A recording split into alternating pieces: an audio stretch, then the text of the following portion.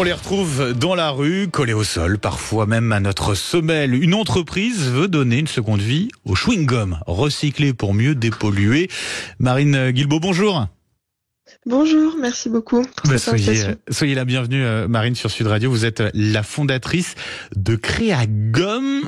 Comment vous est venue l'idée de recycler des chewing-gums? C'est né d'une mauvaise expérience que vous avez vécue? Mauvaise expérience, je pense qu'on l'a tous vécu. Oui. J'avais envie de créer un projet avec un impact environnemental positif. Et puis je me suis aperçue que le chewing-gum était le deuxième déchet urbain le plus produit au monde. Donc je me suis lancée. Deuxième déchet urbain, c'est quand même assez incroyable. On n'y pense pas forcément.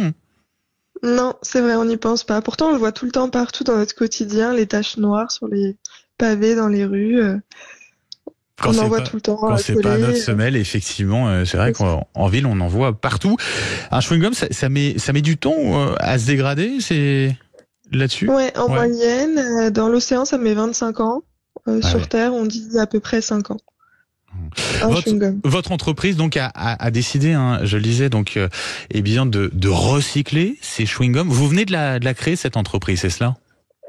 Ouais, ça fait 3 ans et demi que je travaille sur le projet. Ça fait 1 an que l'entreprise est créée officiellement. Bon, racontez-nous comment vous réussissez à les recycler, ces chewing-gums, Marine Guilbaud.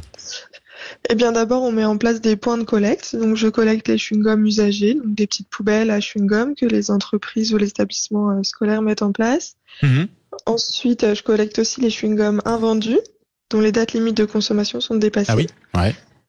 Et une fois que j'ai toute cette matière, je les emmène à mon partenaire industriel, Plaxtil, qui me les recycle. On les traite, on les recycle, on en fait des billes plastiques. Et puis ensuite, à partir de cette matière première, de nouveau, on peut en faire plein de choses. Alors, qu'est-ce qu'on peut en faire justement? Quelle seconde vie on peut donner à ces chewing-gums? Eh ben, il y a plein de secondes vie différentes. Moi, j'ai des entreprises aujourd'hui qui me contactent pour acheter directement la matière, pour la réutiliser de la manière qu'ils le souhaitent. Ça peut être pour ces entreprises? Comment elles peuvent réutiliser cette matière? Ah ben, on peut, ça reste du plastique dur, donc on peut en faire un peu ce qu'on veut, des objets du quotidien. Moi, par exemple, j'ai décidé de créer une marque. C'est la marque Créagum. Ce sont des jouets de plage éco-responsables à destination des enfants. Donc, des jouets de plage créés à base de chewing-gum. C'est ça. Des jouets de plage à base de chewing-gum recyclé. Voilà, qui est du coup une sorte de plastique, quoi. Ouais.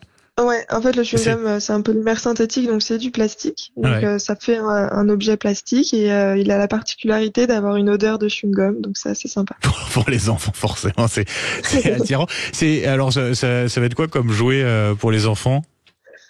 Là, on a créé donc des tortues de sable, donc des moules de sable, pour faire des petites formes sur le sable. Donc là, ce seront des tortues luttes.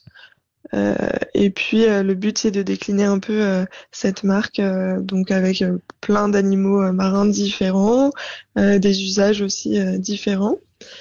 Et voilà, donc ces tortues en fait seront bientôt commercialisées. Elles sont vendues dans un petit sac fait en voile recyclé par un atelier de réinsertion professionnelle à La Rochelle. Et ben voilà, une seconde vie pour nos chewing-gums, pour éviter de se les retrouver sous la semelle. Merci beaucoup, Marine Guilbaud, donc fondatrice de cette entreprise Créagum. Merci d'avoir été avec nous et bonne journée.